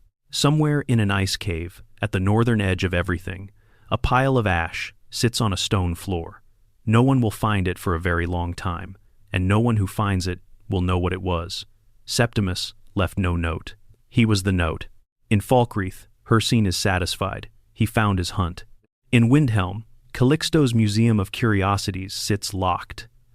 The collection is still there, the trinkets and oddities gathered over years of traveling with his sister. Some of them are real. Some of them, according to Calixto himself, are entirely made up. He was not in the end an honest man in any respect, but he was a man who loved someone and lost them, and could not figure out how to live in the shape of that loss. The Galder amulet sits around your neck, if you found it, and its weight is the weight of 3 brothers who wanted power and took it, and a father who was murdered in his sleep, and a battle mage who spent his life hunting down the consequences of one family's greed, and thousands of years of sealed darkness in 3 stone tombs. It is also 30 extra points to health, magicka, and stamina. Both things are true at once. Paarthurnax, if you spared him, is on the mountain. Right now, if you were to climb to the summit past the Greybeards in High Hrothgar, past the 7,000 steps, up into the cold that is not entirely natural, you would find him on the word wall, meditating, choosing, consciously and deliberately, not to do the thing he was made to do. It is possible the hardest thing anyone in Skyrim is doing at any given moment is exactly that. The fire is low now, the room has gotten quieter, and the night outside is that particular shade of dark that comes only a few hours before the sky starts to turn again. You have been in a lot of places tonight, carved stone cities and marshland villages and ice caves and the impossible geometry of a dead man's mind. You have made choices and witnessed consequences and heard stories that Skyrim buried under the noise of its larger narrative, the dragons and the civil war and the prophecies. But the smaller stories are where people live.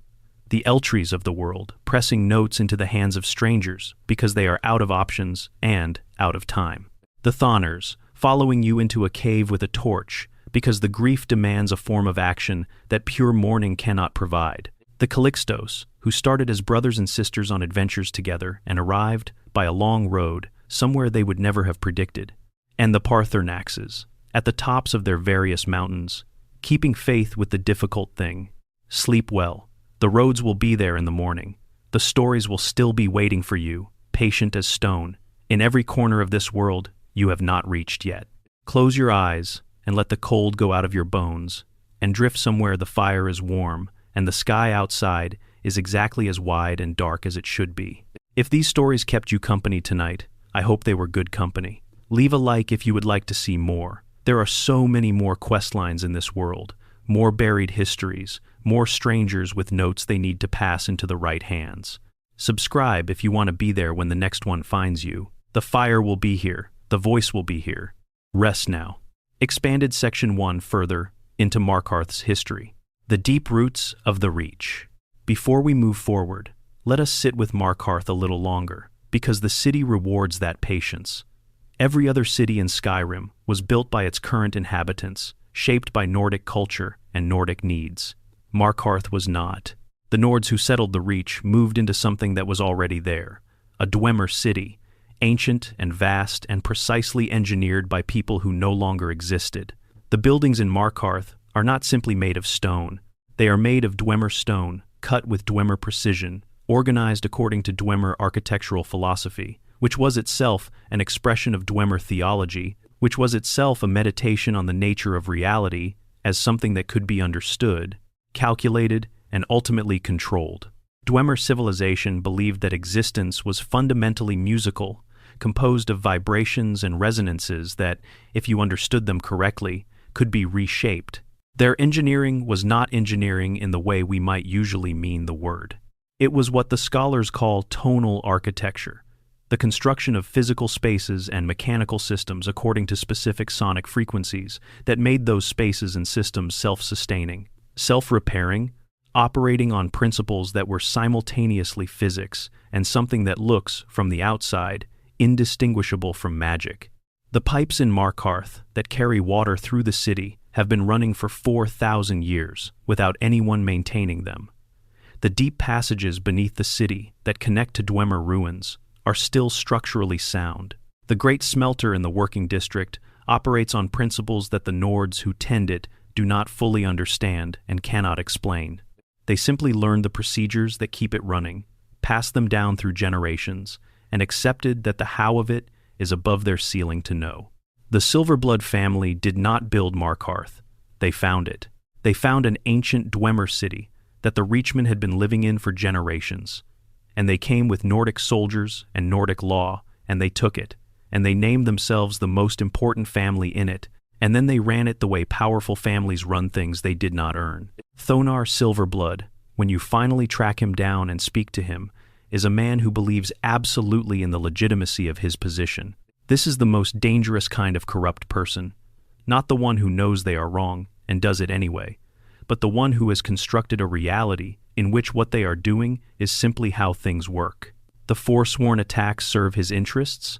That is not corruption. That is management. The mine is run by prisoners who work for nothing? That is simply how the economy of the Reach functions. Eltries died in a shrine trying to expose the truth. That is what happens to people who do not understand their place. When Madanach speaks to you in the mine, if you give him the time to speak, he tells you a version of history that does not appear in any of the official accounts. He tells you what the Reach looked like before the Nords came. Not a lawless wilderness, but a civilization, with its own language and its own traditions and its own forms of governance adapted to the particular landscape of the Reach, its deep gorges and its ancient stone and its forests that run down into the cold rivers. The Reachmen worshipped gods that the 8 or 9 divines do not include. Older gods, landscape gods, powers tied to the rock and the water, and the seasonal rhythms of the high country. They were not, he says, what the Nords' histories call them. He was educated. He studied law, history, theology. He became a leader not through violence first, but through the authority of understanding the kind of authority that comes from knowing the situation more thoroughly than anyone around you and being willing to say out loud what everyone else is afraid to articulate. When the Great War created the opportunity, he did not seize it impulsively. He organized. He built consensus. He developed a plan. The 2 years that the Forsworn held Markarth are referred to in Nordic history as the Forsworn Conspiracy or the Forsworn Incident, language that strips the event of its political legitimacy and frames it as a kind of criminal enterprise. Madanach uses the word liberation, and it is not an unreasonable word. The people of the Reach reclaimed their city. They governed it, however briefly, according to their own traditions. And then Ulfric Stormcloak came with an army. The conditions that Ulfric set for his assistance, that the Empire would allow open worship of Talos in Markarth in exchange for his soldiers, were agreed to by an imperial general who did not have the authority to make that agreement and who knew it could not hold. Ulfric got the victory he wanted. The Empire got Markarth back. The Forsworn were slaughtered or scattered or imprisoned, and the Thalmor, noticing the open Talos worship in Markarth, applied political pressure, and the Empire backed down, and the promise was broken. Ulfric went to prison for a time over the whole affair, which is how he ended up at Helgen at the start of the game, which is where you met him, which is one of the loops of cause and consequence that runs through Skyrim's entire political situation. The civil war that is tearing the province apart when you arrive has its origins, in part, in a promise made and broken in Markarth, during a deal involving soldiers and Talos worship and a people who had briefly, for 2 years, been free. In Sidna Mine, the king in rags waited. He planned. He turned his captivity into a period of organization, kept his people together, maintained authority over the most dangerous prison in Skyrim, not through the guards' indulgence, but through sheer force of personality and the simple fact that no one in that mine wanted to cross him. He is, by most reasonable measures, one of the most remarkable figures in Skyrim, a revolutionary who held his movement together from inside a cell for years, who maintained the clarity of purpose that most people lose within months of imprisonment. Whether you kill him or free him changes very little about the broader situation in the Reach. The Forsworn will be in those hills regardless. The Silverbloods will be in that city regardless. The water will run through Dwemer pipes that no one fully understands, and the smelter will ring out below the market, and people will buy jewelry and occasionally be stabbed for it, and the guards will tell everyone to move along. But the story of what happened underneath all of that, the real history of Markarth and the Reach and the people who were there before the Nords and the people who came after them, and what they all did to each other, that story is there if you are willing to look for it. And looking for it is, in the end, what Eltries died trying to ask you to do. Expanded Section 3. The deeper story of Bloated Man's Grotto. What Hircine wants and what he does not say. Bloated Man's Grotto, when you arrive, is a place of surprising beauty for something with such an unpleasant name. It is a natural cavern with an opening to the sky, carpeted with ancient trees and lit by whatever light filters through the canopy above, and in the warmer hours of the day, it has the quality of a cathedral, high and quiet and organized by forces that have nothing to do with human intention. The hunters in the grotto were not recruited casually. Hircine's great hunt is not a frequent event. The call goes out, across the hunting traditions of Skyrim and beyond, when Hircine decides the time is right, and the hunters who respond are among the most capable people in their fields. They came from different places and different backgrounds, but they share a common belief that the hunt is the most pure form of experience available to a living creature. The moment when the predator and the prey are in the same space, aware of each other, the outcome still unresolved. Sinding, when you arrive, is not the terrified creature you might expect. He is enormous in his werewolf form, larger than the wolves of Skyrim, dark and fast, and carrying the accumulated power of a man who has been living with lycanthropy long enough that the beast has become something he understands, even when he cannot control it. He has already killed several of the hunters. He has been buying himself time, hoping for something he could not quite name. When you choose to stand with him, you are making a choice that the game does not frame as obviously correct. Sinding killed a child. He knows this. He told you he knows this, back in the jail cell, in the measured tones of a man who has replayed the moment so many times that the horror of it has worn a groove. The ring of Hircine's curse made him transform unexpectedly, but the ring did not put him in a position where a child was present and vulnerable. He made decisions that led to that position. The curse was the immediate cause. His choices were the context. But the hunters in the grotto are not there to balance a moral ledger. They are there because Hircine called them, and because Hircine's hunts are not courts of justice. They are theater, beautiful, lethal theater, in which the outcome is the point and the specifics of why the prey deserves to be prey are secondary. Hircine is not Talos. He is not interested in righteousness. He is interested in the quality of the chase. This is why he is pleased when Sinding survives. The best hunt is not the one with the most certain outcome. The best hunt is the one where the quarry is worthy, where the confrontation between hunter and hunted is as close to even as the world allows. By helping Sinding, by fighting with him, and turning the hunter's organized predation into a genuine conflict with an uncertain outcome, you gave Hircine something better than a clean execution. You gave him a story. The Savior's Hide, if you earn it by killing Sinding, grants significant magic resistance 45%, which means that roughly half of all incoming magic simply does not reach you at full power. It is one of the most defensively useful pieces of armor in the game for a certain kind of play. The Ring of Hircine, if you earn it by helping Sinding, allows werewolves to transform an additional time per day, removing the once-per-day limitation that makes the beast form tactically awkward. For characters who have embraced lycanthropy, this is transformative. Neither artifact is obviously better than the other. Both are earned through a genuine encounter with Hircine, just through different expressions of what that encounter means. Hircine accepts both outcomes with equal satisfaction. The thing he cares about, the hunt, was good either way. After you leave the grotto, if you did not kill Sinding, he remains. You can go back.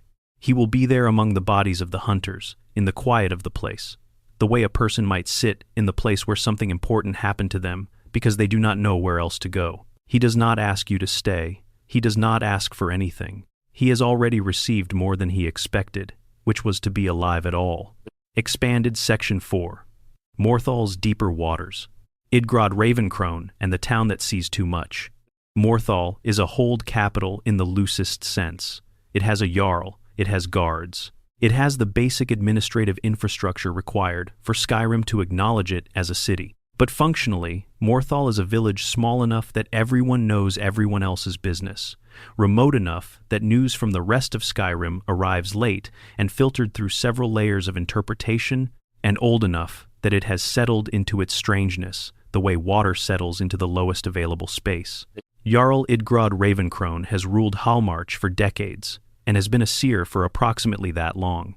The visions come to her, and she reports on them with the matter-of-fact practicality of someone who has accepted that she will perceive things that other people around her cannot perceive, and that this will make her intermittently incomprehensible to those people, and that this is simply the shape of her life. She has seen the future enough times to know that it does not respond well to being rushed. The things she has warned people about have sometimes come true and sometimes have not, and she has grown philosophical about the difference.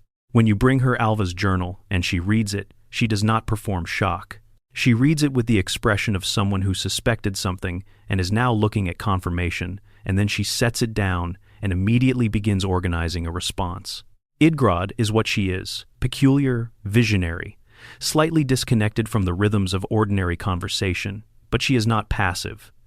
When her town is in danger, she moves. The fact that Movarth had been planning his blood farm operation for some time, that Lilette's disappearance and Hrogar's behavior and the fire had all been building toward a much larger change in Morthal's character, is a detail that sits heavily once you understand it. Movarth was patient. Ancient vampires often are. He had all the time in the world, which is one of the things that makes them genuinely dangerous, not the speed of their violence, but the depth of their planning.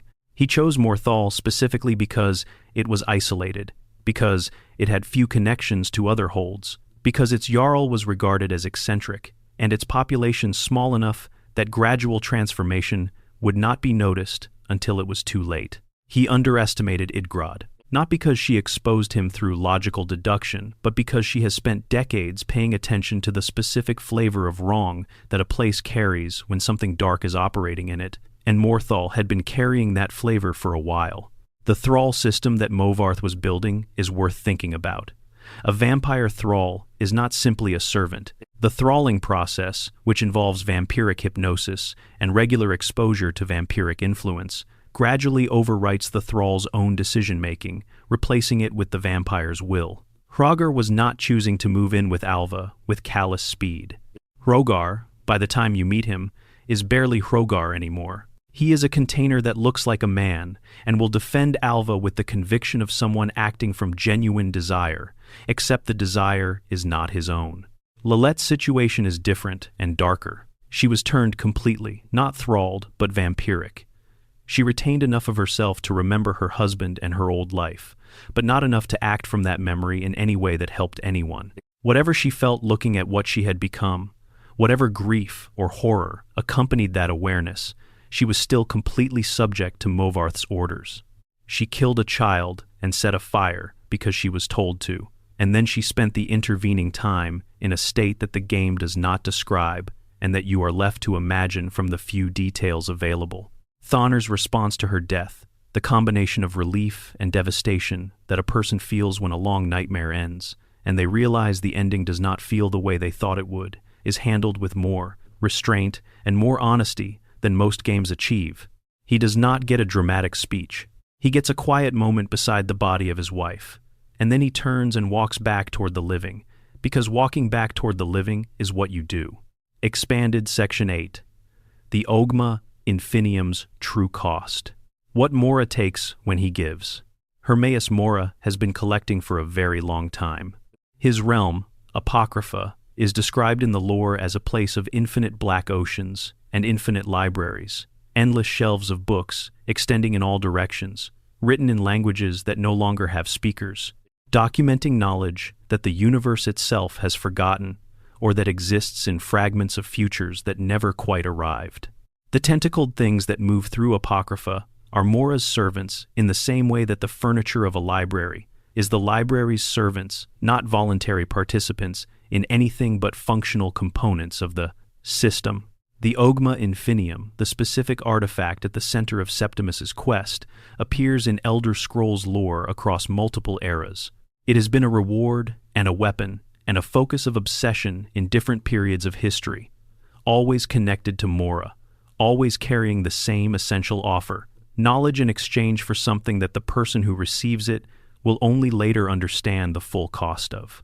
The book that Septimus found inside the Dwemer lockbox is described as containing the knowledge of ages, specifically the distilled wisdom of Xerxes, a god of ancestry and secret knowledge in the Altmeri religious tradition, organized and compiled under Mora's direction. Reading it in the game provides a concrete mechanical benefit, 5 points to a cluster of skills depending on which path you choose. In the context of Skyrim, this is significant. 5 points of skill advancement, instantly applied, without the normal accumulation of practice and experience. But the lore around the book, the lore in the transcript we began with tonight, which describes what the Ogma Infinium actually does to the person who reads it, suggests something considerably more unsettling than a skill bonus. Reading it is described as forcing knowledge into the mind in a way that overwrites neural pathways. The information is not learned, it is installed, and what it pushes out to make room for itself is not retrieved. Septimus had already given most of himself to Mora long before the box was opened. The years in the ice cave, the conversations with the Daedric prince, the arrangements made a few murders, some dissent spread, a plague or two, as Septimus describes his own service, with the cheerful detachment of someone who has reorganized their relationship with morality around the requirements of a much larger project. All of that had already taken from him whatever he started with. By the time he opened the box, he was less a person than a function. The function was to open the box. Once complete, the function ended. The ash pile on the cave floor is the most precise possible statement of what Mora thinks about his servants. They are useful until they are not, then they are gone. Septimus spent his most productive intellectual years in an ice cave at the edge of the world, pursuing a question that Mora needed answered, and when the answer was obtained, Mora ended the arrangement with the thoroughness of someone who does not leave tools lying around after they have served their purpose. You take the book, you read it, you gain the skills, you walk out of the cave with the sound of the wind coming in off the ice, and Septimus is behind you, and the world is exactly as large and cold as it was when you arrived. There is something specific that Mora likes about scholars, about people who love knowledge for its own sake. It is a love that, in its purest form, has no natural stopping point, no satisfaction that ends the desire to know more, no amount of understanding that constitutes enough. Mora shapes his relationships with mortals around this specific vulnerability, offering just enough to keep the curiosity alive and redirected toward his purposes, while incrementally increasing the cost of continued access.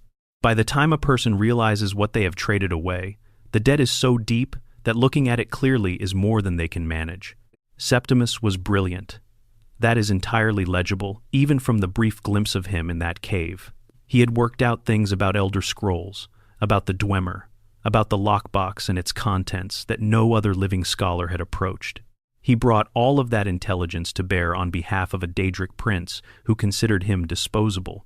And the tragedy is not that he was used, it is that he probably knew, on some level, and continued anyway, because the alternative was not knowing, and not knowing was worse. Expanded. Section 11.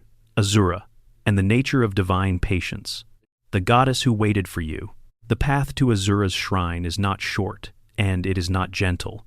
The road climbs into cold that gets more serious with every 100 feet of elevation, and the statue at the top is impressive, not just in its scale, but in the way it seems to belong to the light at that altitude, the particular quality of sky that exists only above a certain height, where the blue is deeper and the air itself seems thinner and more honest.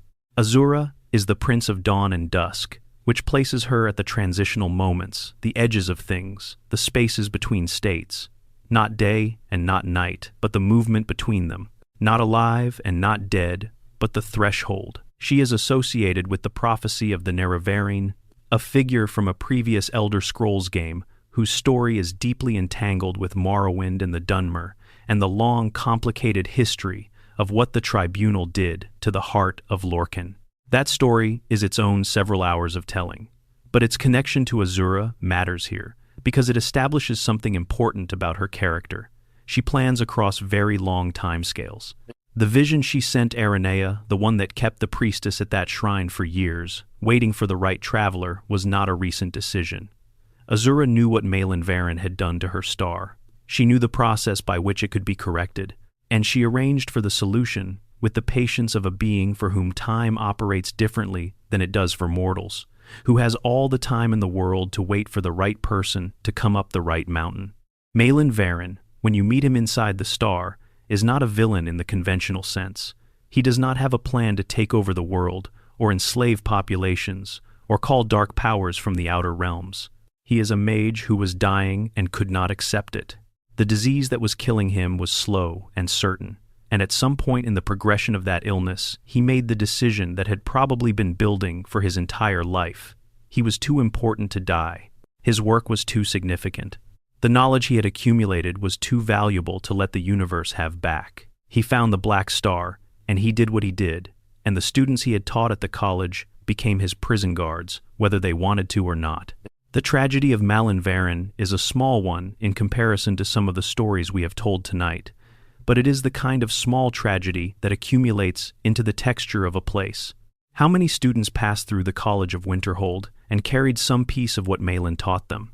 How many of them are out in the world right now, applying skills and frameworks that came from a man who ended up as a mad, diseased ghost, haunting the interior of a soul gem? Aranea, when you return the star to her, undergoes a transformation of her own. She has been the keeper of that shrine for so long that the role has become her entire identity, and the moment it is fulfilled is also the moment she is without it. She does not go back inside to wait for the next vision. She picks up her staff, and she leaves. She tells you that Azura showed her one more thing before releasing her, that there is more in the world than waiting, and that whatever is left of her life should be lived in it rather than at a shrine on a cold mountain. She can become your follower, which means, if you choose, she travels with you through everything else that remains, through dungeons and blizzards and encounters with bears and the complicated politics of the ongoing civil war, and she does it with the specific calm of someone who has spent decades in meditation and has arrived at a relationship with whatever happens next that borders on serenity. Azura's star, cleaned and restored, is perhaps the most elegantly useful artifact in Skyrim. It never breaks. It can hold any soul and release it for enchanting and return itself to empty, ready to be filled again, indefinitely. Enchanting is one of the most powerful crafting systems in the game, and having an unlimited container for it removes one of the primary constraints on how extensively you develop it. The star sits in your inventory like a small blue sun, and every time you use it, somewhere in the back of your mind, you might think of Malyn Varen, who tried to make himself immortal in a container, and instead made himself a tenant. And Azura, at the end of all of it, got her star back and sent a priestess into the world, and watched you walk away from the mountain, and was satisfied, in the patient way of something that had been waiting and had finally gotten what it was waiting for. Closing meditation, the world that keeps going. There is a specific quality to Skyrim that survives all discussion of it, all analysis, all the years and the replays and the mods and the special editions. It is the quality of a world that does not stop when you stop looking at it. The Forsworn in their camps, waiting in the cold of the Reach, are there right now whether you visit them or not. Thonir in Morthal is there, continuing the ordinary business of a life that had an extraordinary interruption and then resumed its ordinariness. Sinding, if you spared him, is there in the grotto, in the quiet after violence, being whatever a werewolf-mentum survived a Daedric prince's great hunt becomes in the long years that follow. Cicero is on the road somewhere, pushing his cart, singing to himself, maintaining a faith that most people would call madness and that he would call devotion. Paarthurnax is on the mountain. The Grey Quarter in Windhelm is exactly as cold and as unjust as it was before you arrived in the city. And Susanna the Wicked's co-workers have filled in her shifts at the Candlehearth Hall with the practical adaptation of people who work in hospitality and cannot afford to pause too long for grief. The world of Skyrim holds its questlines in the way that real places hold their histories, not loudly, not at the surface, but in the specific weight of certain streets and certain silences and certain buildings that you understand differently once you know what happened inside them. Markarth is not a city of commerce and Dwemer ruins. It is a city of a buried revolution and a noble act of corruption and a prison mine where the most dangerous man in the Reach spent years becoming more dangerous by thinking carefully and waiting. Windhelm is not just an old city in the snow. It is a place where a man killed women because he loved his sister, where discrimination has so thoroughly calcified that 2 centuries have not dislodged it, where the oldest buildings in Skyrim sit at the foundation of one of its deepest injustices. Every place has this. Every questline pulls back a layer of something that looks like atmosphere and reveals the story underneath. The atmosphere is real. The stone is real and old and cold and carved by people who are gone now. But the stories are what make it a place worth being in, rather than simply a landscape worth looking at. Tonight you visited Markarth twice, and Windhelm, and Falkreath, and Morthal, and Solitude, and a nameless tavern where a Daedric prince in ordinary robes was waiting for someone interesting enough to drink with. You visited a house that remembers everything done in its walls, and a cave at the edge of the sea where a great mind came to its end. You visited 3 tombs where 3 brothers have been waiting, in the darkness beneath Skyrim, for longer than most current civilizations have existed. And you visited the interior of a dead emperor's mind, where a god who is not the original god was taking a very long vacation. You have been a lot of places tonight. The fire is low now. The hour is the hour that comes just before the sky begins its long, slow argument with the darkness. In a few hours, somewhere in a cold country, there will be a dawn. For now, though, the dark is complete and very quiet, and you are comfortable, and the stories are behind you like footprints in snow. Let them settle. Let the weight of what was heard tonight find its resting place. The roads will be there when you wake. The ancient Nordic tombs and the fog-wrapped villages and the cities carved into mountains and the mountaintops that touch the edge of what the sky can hold. All of it exactly as you left it, exactly as patient as it has always been. Sleep well. Like this video if these stories kept you company tonight, and subscribe so you never miss a journey. Drop your location and time in the comments. I always want to know where in the world Skyrim finds you. Bonus section: the soul cairn and the weight of trapped things. What happens when a soul has nowhere to go? There is a place in Skyrim, accessible through the Dawnguard content, that most players visit once and carry with them for a long time afterward. The soul cairn is the afterlife for people who have had the misfortune of being killed by someone carrying a soul gem with a soul trap enchantment. When a soul is captured in a gem and then used to power an enchantment, the enchantment works perfectly. The soul, on the other hand, ends up here. The soul cairn is purple. Not dramatically purple, not purple in any way that communicates warmth or mysticism, but the specific flat purple of a sky that has never been any other color, above a landscape of gray stone and dry, cracked earth that stretches in all directions without natural landmarks. The architecture that dots it Ideal masters crystalline structures, soul husks growing from the ground like calcified grass, belongs to no tradition any living culture would recognize. It is the landscape of somewhere that was designed without any consideration for what it would feel like to be inside it. The souls who walk the cairn are called shades. They are not what those people were. They are what remains after the essential animating quality of a person has been removed and spent as magical currency. They shuffle, they speak, but their speech has the quality of something said in a dream, connected to meaning, but not organized around it. They remember things the way elderly people sometimes remember the distant past more clearly than last week, in fragments, in specific sensory details that have survived where context has not. When you understand what the soul cairn is, the entire practice of soul gem enchanting in Skyrim acquires a different quality. Every enchanted weapon in the game, every piece of enchanted armor, every staff with a limited number of charges, all of it was powered by someone. Someone who was in the wrong place when a mage had a soul trap spell active. Someone whose death became not an end, but a transfer to a purple wasteland where they will wander, reduced and confused, until the ideal masters who govern the cairn decide to use them for something else. The ideal masters are not described in satisfying detail anywhere in the game, which seems intentional. They are vast shapes, barely perceivable at the edges of the cairn, crystal formations of enormous size that carry something like consciousness. They make arrangements. They take in souls, and they use them.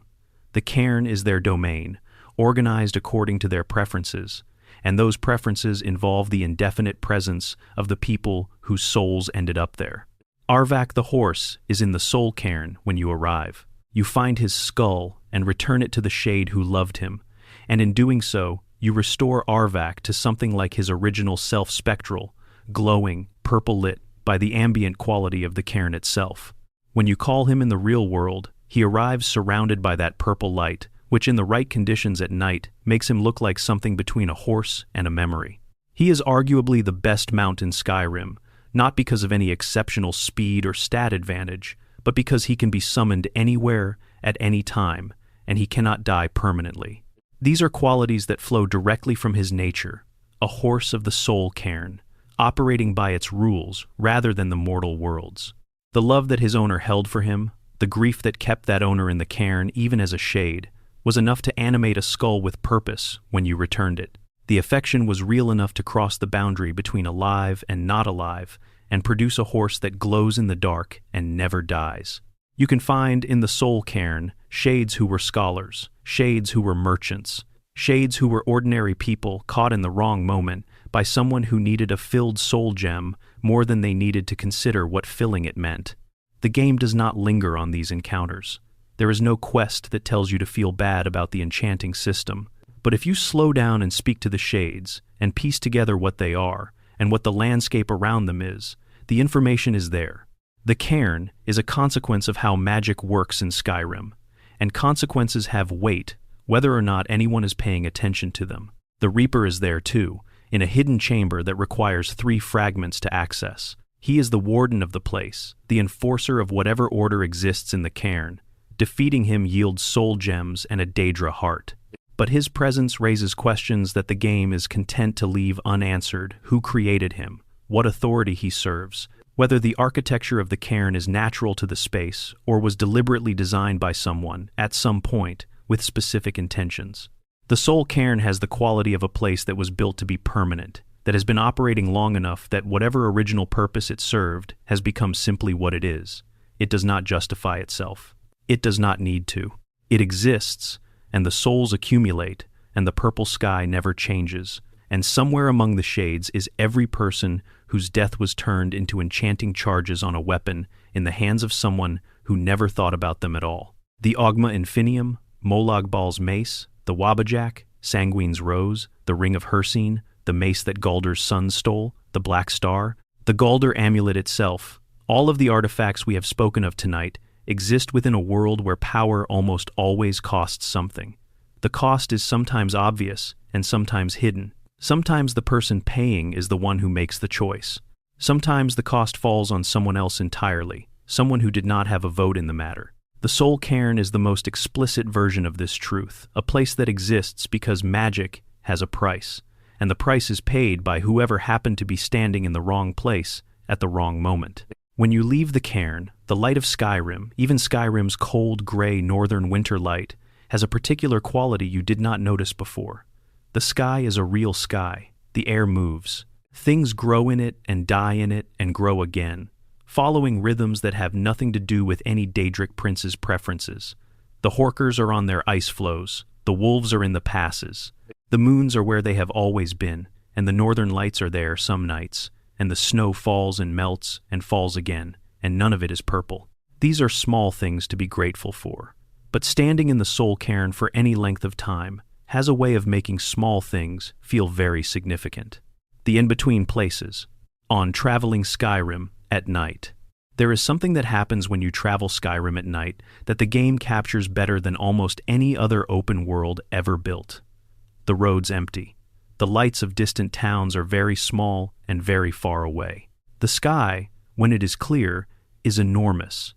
Not in the way that the sky is enormous when you are in a city and look up and see it framed by buildings, but enormous in the way that it is enormous when there is nothing between you and it in any direction except cold air and distance. The Headless Horseman rides at night. You might catch him on the road between Solitude and Morthal if the timing is right, moving without sound, moving without purpose that you can identify, taking the same route from wherever he starts to the ancient tomb where he ends. He does not acknowledge you. He does not speed up or slow down or look sideways. He simply rides, with the absolute conviction of something doing the only thing left available to it. The nocturnal foxes cross the road in front of you, pausing to look before they move on. Deer stand in the moonlight in open meadows and take their time deciding whether you are worth running from. The ancient Nordic ruins you pass in the dark have a completely different quality than they have in daylight. The carved stone catches the moon differently, and the shadows in the empty doorways are deeper, and the wind through the structures makes a sound that you find yourself not entirely comfortable listening to. Skyrim's questlines are stories inside a world, and the world is itself a story, one that continues in all the moments between the quests, in the traveling and the waiting and the watching, the sky and the small encounters that have no journal entry and no reward and no significance beyond the fact of their happening. The mournful giant standing vigil over his dead mammoth. The courier who runs across the snow with letters that could not possibly be urgent enough to justify the speed at which he is moving. The old man at the side of the road who tells you about a dangerous cave nearby, and the cave itself, which is full of bandits who were once something other than bandits. These are not hidden quest lines. They are just the world, doing what worlds do, filling the spaces between the stories with the evidence that life is very large and very various, and largely unconcerned with any individual story being told within it. This is why Skyrim still draws people back, years and years after its release. Not just the questlines, though the questlines are extraordinary. Not just the combat or the crafting or the collecting, but the sense, rare enough in any medium, of being inside something that has more in it than you can reach in a single visit. Of knowing that the next time you play, there will be something you missed last time, something that was there the whole time and simply did not surface until now. The fire is low now. The night outside your window is exactly as wide and dark as it needs to be. Rest well. Dream of mountains.